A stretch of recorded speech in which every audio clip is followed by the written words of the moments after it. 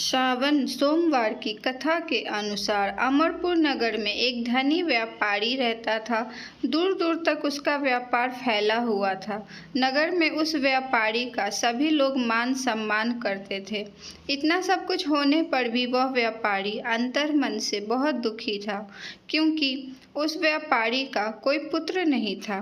दिन रात उसे एक ही चिंता सताती रहती थी कि उसकी मृत्यु के बाद उसके इतने बड़े व्यापार और धन संपत्ति को कौन संभालेगा।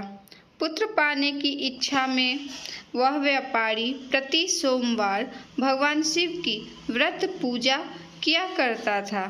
सायंकाल में व्यापारी शिव मंदिर में जाकर भगवान शिव के सामने घी का दीपक जलाया करता था। उस व्यापारी की भक्ति देखकर एक दिन माता पार्वती ने भगवान शिव से कहा, हे प्राणनाथ, यह व्यापारी आपका सच्चा भक्त है। कितने दिनों से यह सोमवार का व्रत और पूजा नियमित कर रहा है। भगवान, आप इस व्यापारी की मनोकामना अवश्य पूर्ण करें।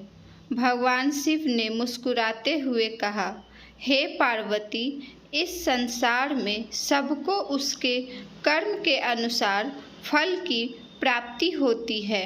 प्राणी जैसा कर्म करते हैं उन्हें वैसा ही फल प्राप्त होता है।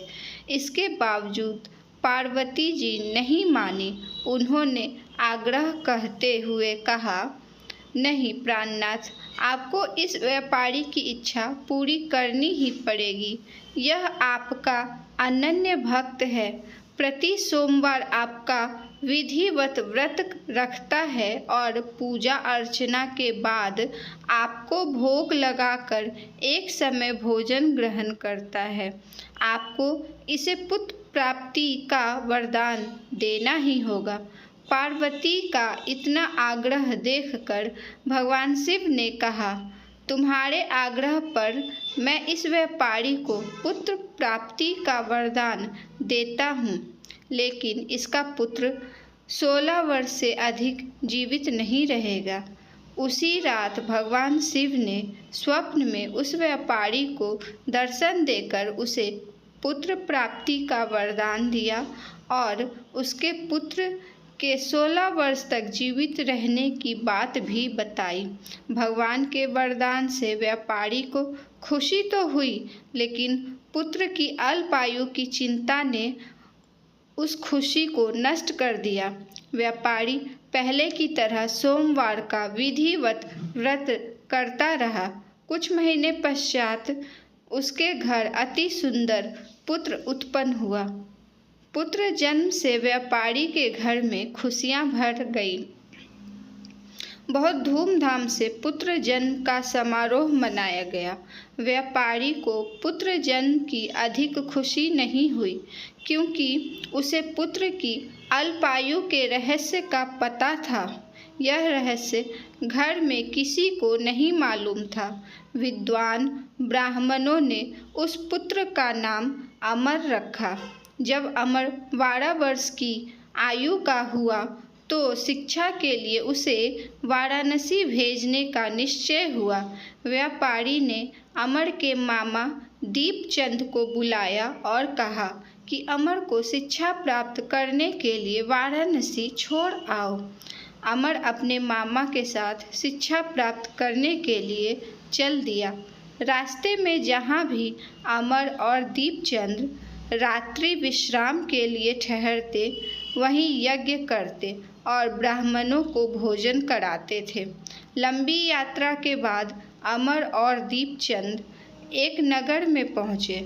उस नगर में राजा की कन्या के विवाह की खुशी से पूरा नगर को सजाया गया था। निश्चित समय पर बारात आ गई, लेकिन वर का पिता अपने बेटे के एक आँख से काने होने के कारण बहुत चिंतित था। उसे इस बात का भय सता रहा था कि राजा को इस बात का पता चलने पर कहीं वह विवाह से इनकार न कर दे, इससे उसकी बदनामी होगी। वर के पिता ने अमर को देखा तो उसके मस्तिष्क में एक विचार आया। उसने सोचा, क्यों ना इस लड़के को दूल्हा बनाकर राजकुमारी से विवाह कर दूं। विवाह के बाद इसको धन देकर विदा कर दूंगा और राजकुमारी को अपने नगर में ले जाऊंगा। वर के पिता ने इसी संबंध में अमर और दीपचंद से बात की। दीपचंद ने धन मिलने के लालच में वर के पिता की बात स्वीकार कर ली। अमर को दूल्हे के वस्त्र पहनाकर राजकुमारी चंद्रिका से विवाह करा दिया गया। राजा ने बहुत सा धन देकर राजकुमारी को विदा किया। अमर जब लौट रहा था तो सच नहीं छिपा सका और उसने राजकुमारी की ओढ़नी पर लिख दिया, राजकुमारी चंद्रिका, तुम्हारा विवाह तो मेरे साथ हुआ था। मैं तो वाराणसी में शिक्षा प्राप्त करने जा रहा हूँ। अब तुम्हें जिस नवयुवक की पत्नी बनना पड़ेगा वह कान्हा है। जब राजकुमारी ने अपनी ओढ़नी पर लिखा हुआ पढ़ा तो उसके काने लड़के के साथ जाने से इनकार कर दिया। राजा ने सब बातें जानकर राजकुमारी को महल में रख लिया। उधर अमर अपने मामा दीपचंद के साथ वाराणसी पहुंच गया। अमर ने गुरुकुल में पढ़ना शुरू कर दिया। जब अमर की आयु 16 वर्ष पूरी हुई तो उसने एक यज्ञ किया। यज्ञ की समाप्ति पर ब्राह्मणों को भोजन कराया और खूब अन्न वस्त्र दान किए। रात को अमर अपने शयन कक्ष में सो गया। शिव के वरदान के अनुसार शयनावस्था में ही अमर के प्राण पखेरु उड़ गए। सूर्योदय पर मामा अमर को मृत देखकर रोने पीटने लगा। आसपास के लोग भी एकत्र होकर दुख प्रकट करने लगे। मामा के रोने विलाप करने के स्वर समीप से गुजरते हुए भगवान शिव और माता पार्वती ने भी सुने। पार्वती जी ने भगवान से कहा, प्राणनाथ, मुझसे इसके रोने का स्वर सहन नहीं हो रहा। आप इस व्यक्ति के कष्ट अवश्य दूर करें।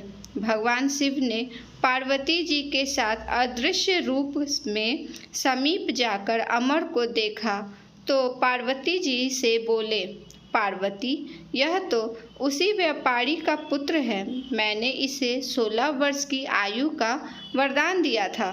इसकी आयु तो पूरी हो गई। पार्वती जी ने फिर भगवान शिव को निवेदन किया, हे प्राणनाथ, आप इस लड़के को जीवित करें, नहीं तो इसके माता पिता पुत्र की मृत्यु के कारण रो रो कर अपने प्राणों का त्याग कर देंगे। इस लड़के का पिता तो आपका परम भक्त है। वर्षों से सोमवार का व्रत करते हुए आपको भोग लगा रहा है। पार्वती के आग्रह करने पर भगवान शिव ने उस लड़के को जीवित होने का वरदान दिया और कुछ ही पल में वह जीवित होकर उठ बैठा। शिक्षा समाप्त करके अमर मामा के साथ अपने नगर की ओर चल दिया। दोनों चलते हुए उसी नगर में पहुँचे जहाँ अमर का विवाह हुआ था। उस नगर में भी अमर ने यज्ञ का आयोजन किया। समीप से गुजरते हुए नगर के राजा ने यज्ञ का आयोजन देखा। राजा ने अमर को तुरंत पहचान लिया। यज्ञ समाप्त होने पर राजा अमर और उसके मामा को महल ले गया और कुछ दिन उन्हें महल में रखकर बहुत सा धन वस्त्र देकर राजकुमारी के साथ विदा किया। रास्ते में सुरक्षा के लिए राजा ने बहुत से सैनिकों को भी साथ भेजा। दीपचंद ने नगर में पहुंचते ही एक दूत को घर भेजकर अपने आगमन की सूचना भेजी। अपने बेटे अमर को जीवित वापस लौटने की सूचना से व्यापारी बहुत प्रसन्न हुआ। व्यापारी ने अपनी पत्नी के साथ स्वयं को एक कमरे में बंद कर रखा था। भूखे प्यासे रहकर व्यापारी और उसकी पत्नी बेटे की प्रतीक्षा कर रहे थे। उन्होंने प्रतिज्ञा करी थी कि यदि उन्हें अपने बेटे की मृत्यु का समाचार मिला तो दोनों अपने प्राण त्याग देंगे। व्यापारी अपनी पत्नी और मित्रों के साथ नगर के द्वार पर पहुंचा। अपने बेटे के विवाह का समाचार सुनकर पुत्र वधू राजकुमारी चंद्रिका को देखकर उसकी खुशी का ठिकाना न रहा। उसी रात भगवान शिव ने व्यापारी के स्वप्न में आकर कहा, हे श्रेष्ठी, मैंने तेरे सोमवार के व्रत करने और व्रत कथा सुनने से प्रसन्न होकर तेरे पुत्र की लंबी आयु प्रदान की है। व्यापारी बहुत प्रसन्न हुआ। सोमवार का व्रत करने से व्यापारी के घर में खुशियां लौट आई। शास्त्रों में लिखा है कि जो स्त्री पुरुष सोमवार का विधिवत व्रत करते और व्रत कथा सुनते हैं उनकी सभी इच्छाएं पूरी होती है। दोस्तों, ये थी श्रावण सोमवार पौराणिक व्रत कथा। आपको ज़रूर पसंद आई होगी। वीडियो को लाइक करें, कमेंट करके हर हर महादेव लिखना बिल्कुल भी ना भूलें। इस कथा को ज़्यादा से ज़्यादा शेयर करें एंड हमारे चैनल को भी सब्सक्राइब कर लें ऐसी ही और कथाएं और कहानियाँ सुनने के लिए। फिर मिलेंगे आप सभी के साथ एक और नई कहानी के साथ। तब तक आप सभी अपना ध्यान रखें। धन्यवाद। हर हर महादेव।